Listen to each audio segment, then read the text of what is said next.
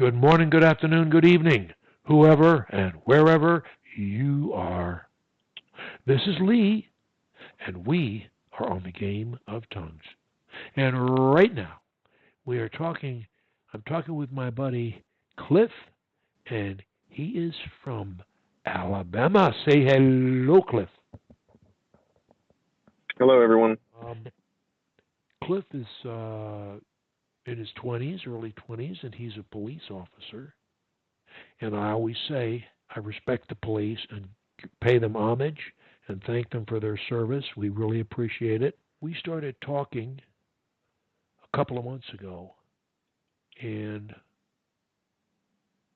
he had memorized Crutch 11, and he was doing his auto suggestions 3 times a day. The last time we talked, he confirmed that. This is, so now I'll ask him, has your speech been better, the same, or worse since the last time we talked? Better. Good. And can you tell us have you had any incidents that you consider to be bad? And what I want to define bad, though, as disabled. Something where you obviously have showed disability.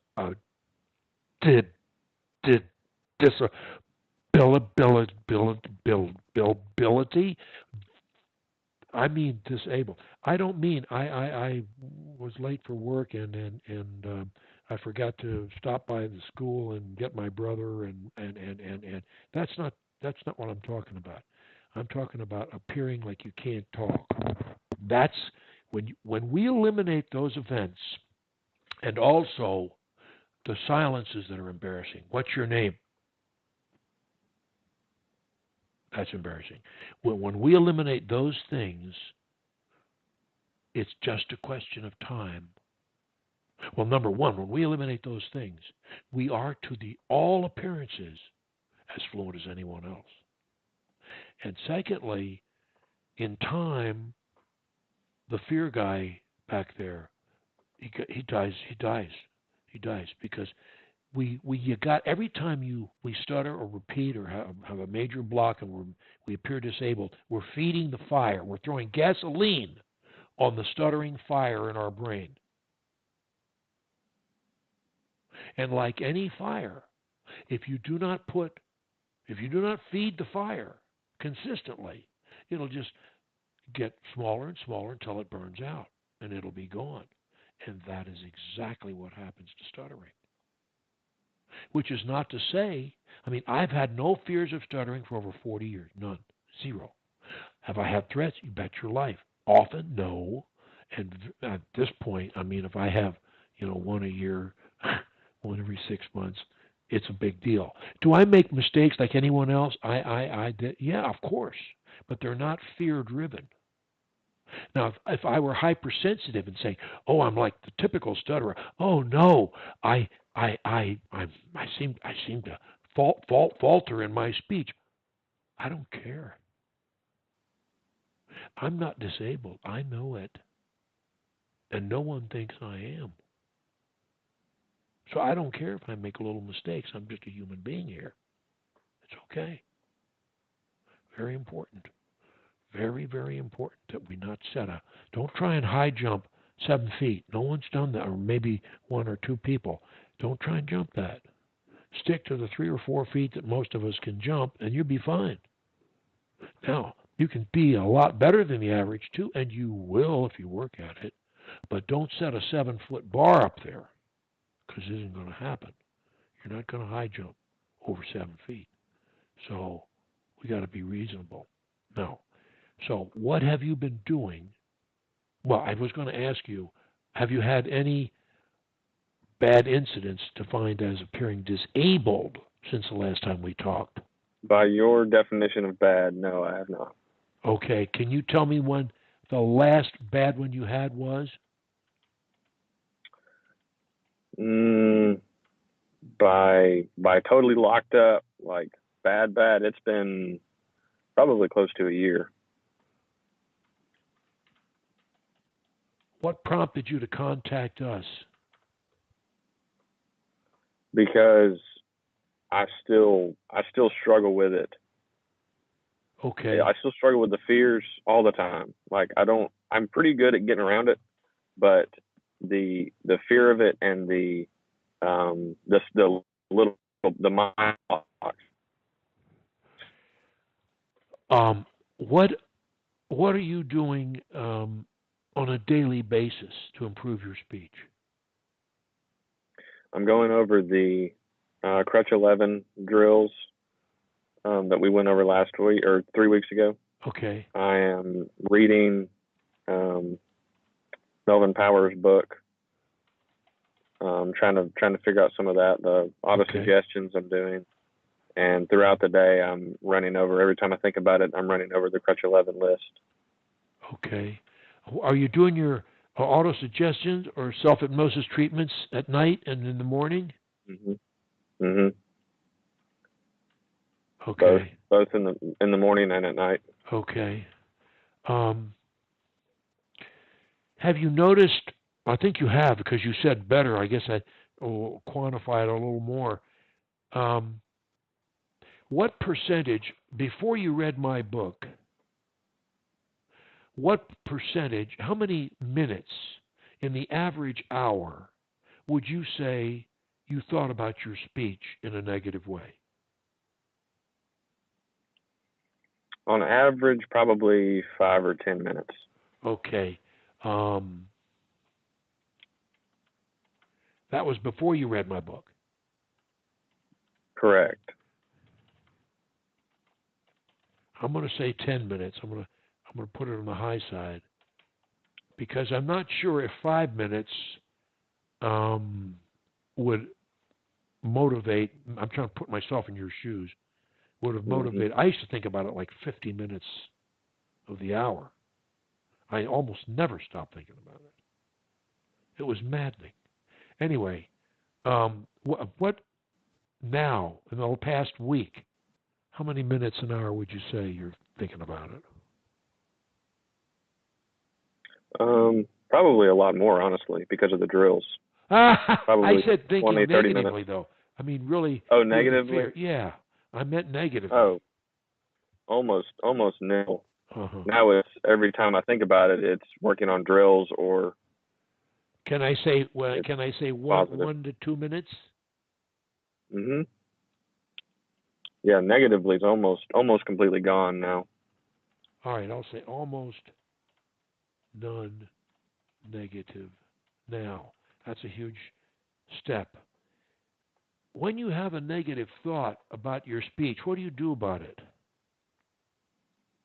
I immediately start running over everything that we've gone over, the crutches and the ways to deal with it, instead of just panicking and Exactly. my hands up.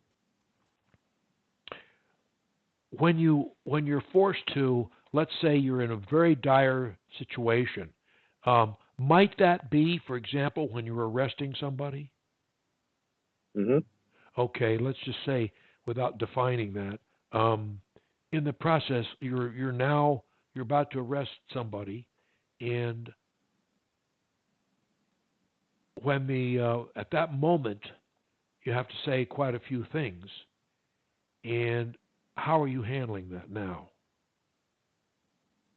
At the moment, my go-to crutch is to slow everything down, to speak slowly, because honestly, that has saved me more than anything else. Just that single crutch, I can use it almost all the time, and that definitely helps. But the other ones that follow are focusing on the message. Do you ever throw in pronunciation or word linkage? Word linkage, definitely. Pronunciation, a little bit. I'm not quite as good putting that one in there. That one's a little bit tougher. Can I tell you something that I've... Go ahead. Okay, go ahead. I was just going to say, can I tell you something that happened over the weekend with Crutch 13? Yes. I used Crutch 13, focusing on the message, and asked the love of my life to marry me on Valentine's Day, actually. Well, I assume you got a positive answer. You wouldn't have mentioned it. I did. Thank you. Wonderful. Well, congratulations. I appreciate it. let me say that I've been married 46 years, and it's the best move I ever made, and I couldn't be happier, you know. And when, you know, marriage is, and I love the institution of marriage. I really do. And I can't imagine. I would pity myself if I didn't have it, because she's been great company. She's been great advice. Um, she's I've always had the hots for her, you know, and that's never changed. And even at my advanced age, it's never changed. And I just I look forward to every day seeing her and being with her. And you know, my father used to be funny about it. He was crazy about my mother, and he used to say that love is. He said marriage is 80-20. He said you think you give 80 and you get 20, but if you do that, he said you're probably somewhere around 50-50. So he said, my advice to you is give 80 and be real, thinking I'm doing good. I'm probably around half, because we don't give the other people enough credit a lot of times. But Mhm. that's you know, and another thing I used to say is when we first got married, we used to have a pants fight in the morning before we got out of bed. We'd wrestle to see who was going to get to wear the pants for the day, and the person who put the pants on was the boss for the day. See, so we both wanted to wear the pants. So one day I'd get them, the next day she'd get them, and you know, after a while, I realized that my life would be so much happier if I just let her wear the pants every day. And you know, I have found that tactic works great, because when she's wearing the pants, you know, she assumes I'm being obedient, and she gives me a lot more latitude to be disobedient.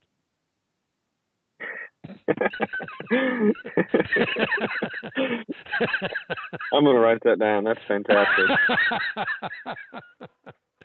Oh gosh almighty. Yeah. But you know, you're such a young guy. You're so young. Um you're decades younger than my youngest son. And you know, but I would say maybe one of the best pieces of advice I could ever give anybody at your age like this is get control of your anger and never let it get the best of you.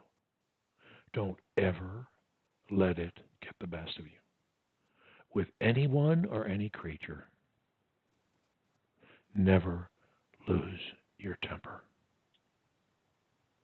If I could live my life over, that piece of advice, if I had tried to follow that, would have made my life so much better. So one of the things I say to myself every day is, I shall reject anger in all its forms. I commend that to your list of affirmations. Maybe you don't have an anger problem, but I always did. I get mad at myself as much as anybody else, but it's a zero-sum game. You never win when you're angry. You hurt yourself first, and then you hurt everybody around you. And plus, you become a real jerk, and people view you that way. So it's a zero-sum game. You just can't do it. It's like stuttering. You can't force words, and you can't lose your temper. It's just two things that you can't do. Or you pay such a heavy price every time you do it. A lot of people do terrible things when they're angry. Terrible things. And any of us can do those things. That's the problem. So we have to not do it.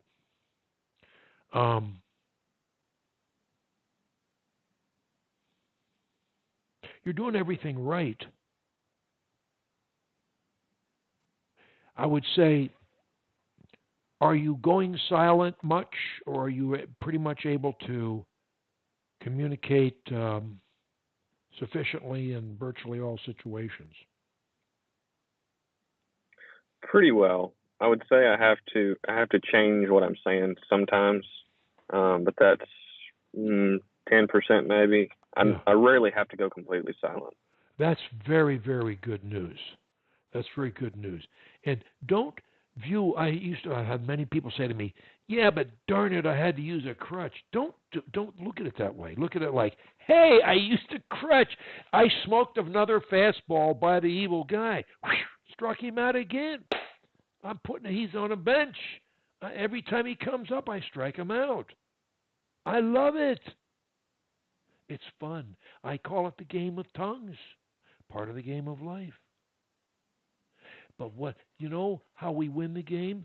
We realize that the game is not Clifton versus the world. It's Clifton versus Clifton. And when he takes dominion over Clifton, he wins the game of life.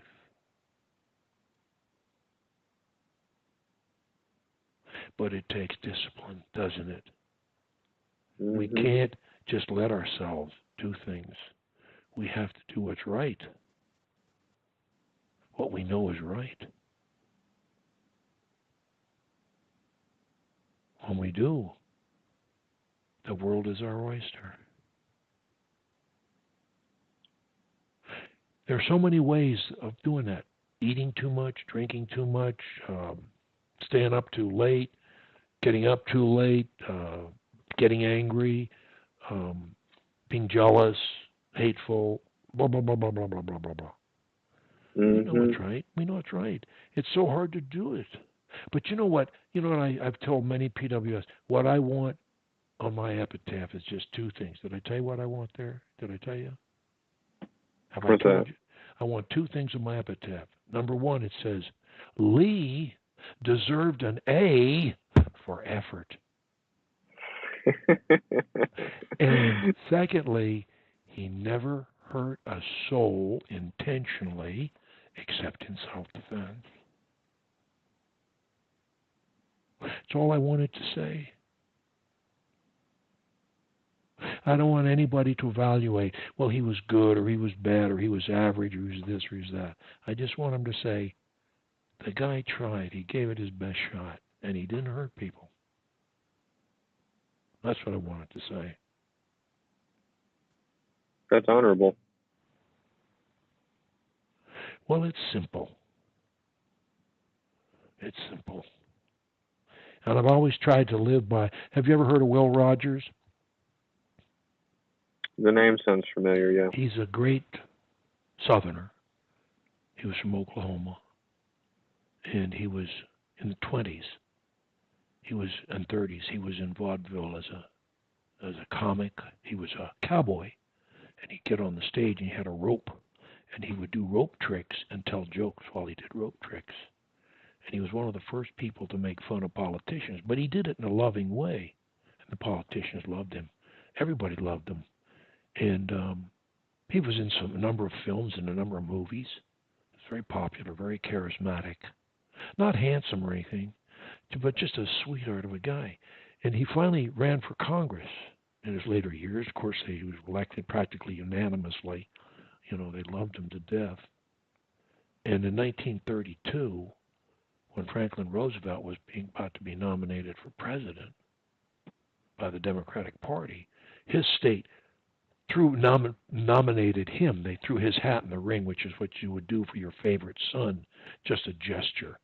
And so he went up to the platform and the podium and said, he said, I really appreciate the thought. We all know who's going to be our nominee, but he said, I just have to say that it's really nice to be liked by the people you come from. And he said, it's easy for me because I've never met a man I didn't like.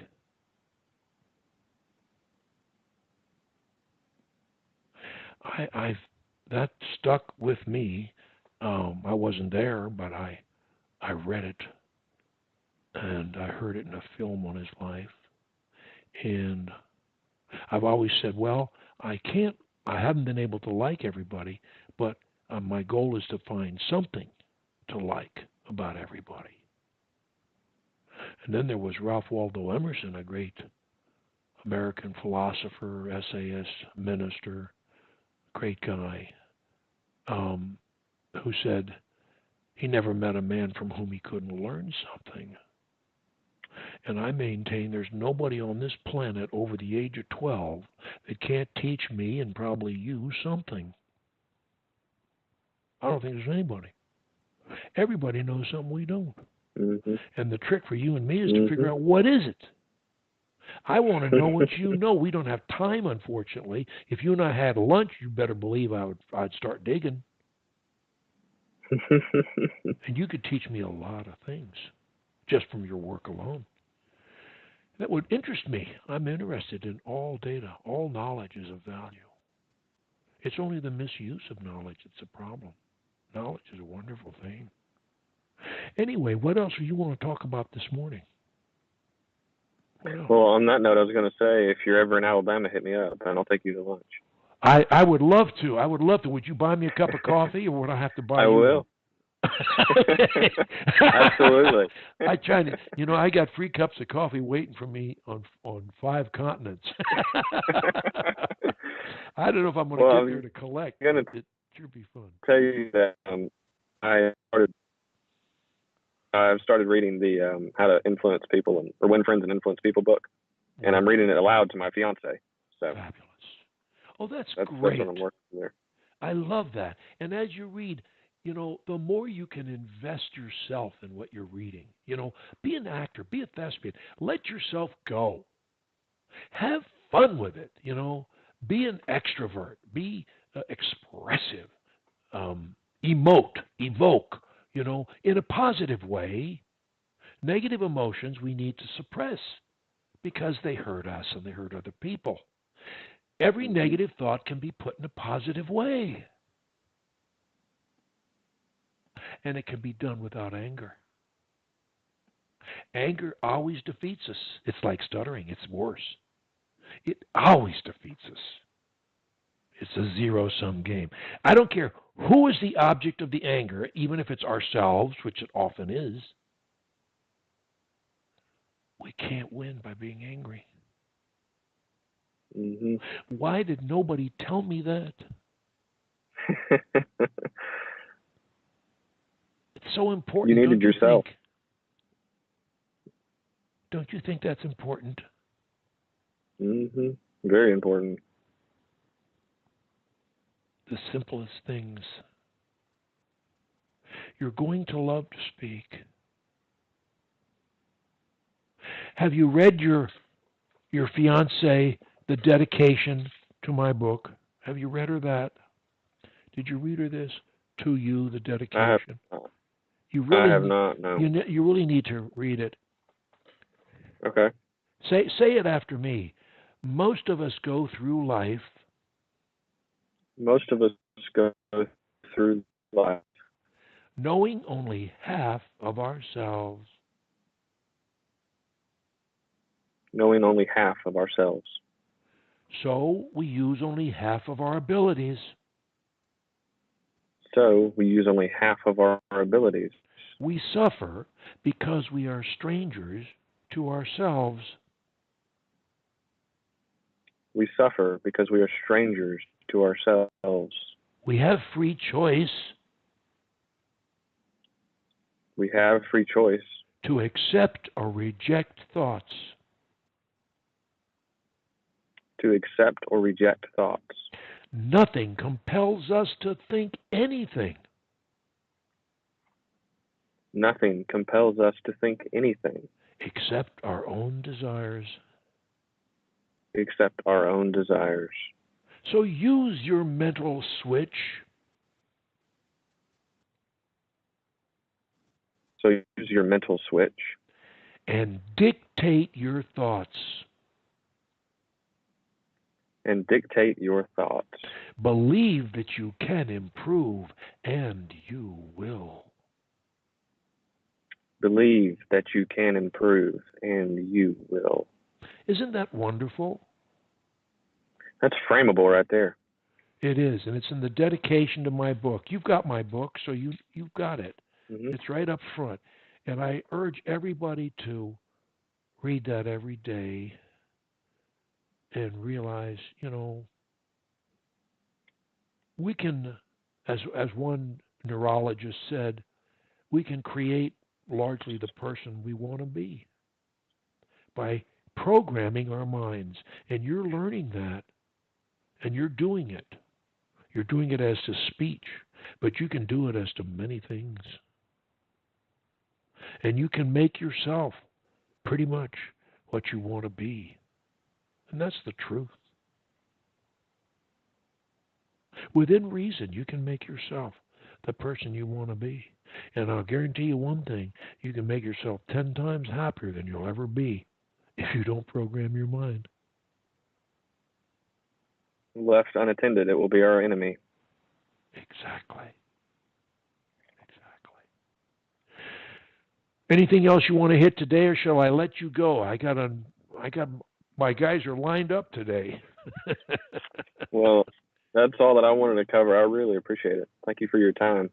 Well, listen, it's my pleasure. Let's say after me, and then we'll say goodbye to everybody. If I can say one word anywhere, anytime, I can say any word, anywhere, anytime. I can say one word anywhere, anytime. I can say any word, anywhere, anytime. Go ahead, say that. If I can say one word anywhere, anytime. Sorry, I cut out. Hang on. If I can say one word anywhere, anytime, I can say any word anywhere, anytime. That's perfect.